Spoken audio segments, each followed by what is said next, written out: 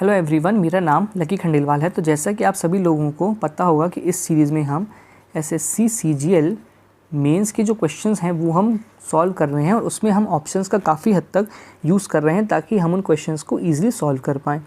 अब ये जो हमारा नेक्स्ट क्वेश्चन है काफ़ी अच्छा क्वेश्चन मैं कहूँगा, क्योंकि ये बहुत ही एक टाइम कंज्यूमिंग क्वेश्चन हो सकता है, जिसमें अगर आप देखें तो आपको दिया गया है the curve surface area of a right cylinder is 3696, its height is 3 times its radius, तो what is the capacity of the cylinder. और आपसे बोला गया है कि आपको पाई यूज़ करना है 22/7। तो 22/7 पाई जब भी आपको दिखे तो आप एक चीज़ क्लियरली समझ में आइए कि आपको यहाँ से पूछा है कैपेसिटी मतलब वॉल्यूम, और वॉल्यूम क्या होता है आपका पाई आर स्क्वायर एच।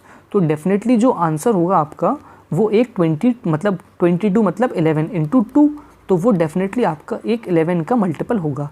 अब वो आप कैसे पता करेंगे, अगर यहाँ पे जैसे पॉइंट में आपको वैल्यू दी गई है तो यहाँ पे अगर आपको अप्रॉक्स दिया गया है तो आप इस तरीके का यूज़ नहीं करेंगे, लेकिन क्योंकि यहाँ पे आपको अप्रॉक्स नहीं दिया गया है तो डेफिनेटली जो आंसर होगा आपका वो एक 11 का मल्टीपल होगा।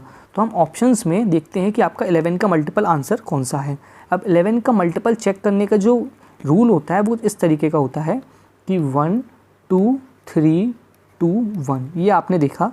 तो आप ऑल्टरनेट जो होते हैं डिजिट्स उनको आप ऐड करेंगे, फिर आप देखेंगे कि जो उसका जो डिफरेंस होना चाहिए वो ईदर 0 होना चाहिए या फिर 11 का मल्टीपल होना चाहिए, तब जाके वो नंबर 11 से डिविजिबल होता है। तो यहाँ पे आपने देखा 1 और 3, 4 और 1 5, और यहाँ पे आया 2 और 2 4, मतलब 5 - 4 आया आपके पास 1, तो ये नंबर आपका 11 से डिविजिबल नहीं है। अब हमारे जो बचे हुए ऑप्शंस हैं उसमें हम देखते हैं कि आपका 11 से डिविजिबल वाला नंबर कौन सा है। यहाँ पे आपने देखा कि 1 0 1 और 8 9, और यहाँ पे 9 - 0 9, तो 9 - 9 क्या है आपके पास 0, तो ये आपका सही आंसर हो सकता है। यहाँ पे आपने देखा 2 और 8 10 और 2 12, और यहाँ पे 5 - 7 12, तो 12 - 12 0। क्वेश्चन के आंसर्स काफ़ी अच्छे से फ्रेम किए गए हैं। 2 ऑप्शन ऐसे निकल के आ गए हैं जो आपके 11 से डिविजिबल हैं। 2 और 7 9, 9 - 5 14, या आपके 5 5, ये डिविजिबल नहीं है, ये आंसर नहीं हो सकता। 3 और 2 11 - 7 4, ये डिविजिबल नहीं हो सकता।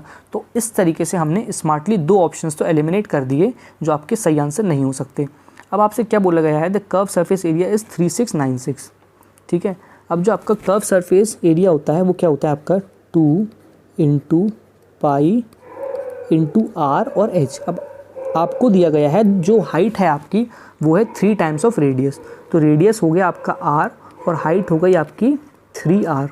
ये किसके बराबर है 3696। अब कहीं ना कहीं से ये नंबर हमें क्लियरली समझ में आ रहा है कि पूरा डिविजिबल होगा। तो 2 × 22 करा 44 × 3 आपके पास आया 132, ठीक है। तो ये आया आपके पास 132r² / 7 = 3696। अब हम 132 को इससे करते हैं डिवाइड, तो 132 से ये जाएगा 2 टाइम्स में आएगा 264 गया तो आया 1056, ये आपका जाएगा रफली 8 टाइम्स, तो ये आएगा आपके पास 28। तो ये आया आपके पास r² / 7 = 28, तो r² = 28 × 7, यह आया आपके पास 170 196। तो जो आपके पास रेडियस की वैल्यू निकल के आई, रेडियस आया आपके पास निकल के 14। अब आपसे क्या पूछा गया है वॉल्यूम। वॉल्यूम क्या होता है आपका पाई r² मतलब 14 × 14 पाई r² × h। हाइट क्या है आपकी 42। अब इसमें आपको क्या करना है, जो यूनिट डिजिट है वो यहाँ पे है 8 और यहाँ पे है 2, तो इसको आपको पूरा सॉल्व नहीं करना है, सिर्फ आप इसकी यूनिट डिजिट निकालेंगे और उससे आप सही आंसर तक पहुँच सकते हैं। यहाँ पे आपने देखा 7 से गया आया 2, 2 × 2 आया 4, और यहाँ पे 4 × 2 आया 8, तो 8 × 4 क्या होता है आपका 32, तो यूनिट डिजिट आएगी आपके निकल के 2, तो जो आपका सही आंसर होगा वो होगा ये ऑप्शन नंबर 2, ठीक है। इस तरीके से आप इस क्वेश्चन को ईजिली सॉल्व कर सकते हैं। हाँ, थोड़ा टाइम कंज्यूमिंग रहा, मैंने आपको समझाया, लेकिन अगर आप एग्ज़ाम में सॉल्व करते हैं तो 1 से 1.5 मिनट के अंदर आप इस क्वेश्चन को सॉल्व कर सकते हैं। अगर ये वीडियो आपको अच्छा लगा हो तो प्लीज़ लाइक करें, कोई और डाउट है तो आप नीचे कमेंट कर सकते हैं, एंड प्लीज़ इस चैनल को सब्सक्राइब करें for regular updates. Thank you very much.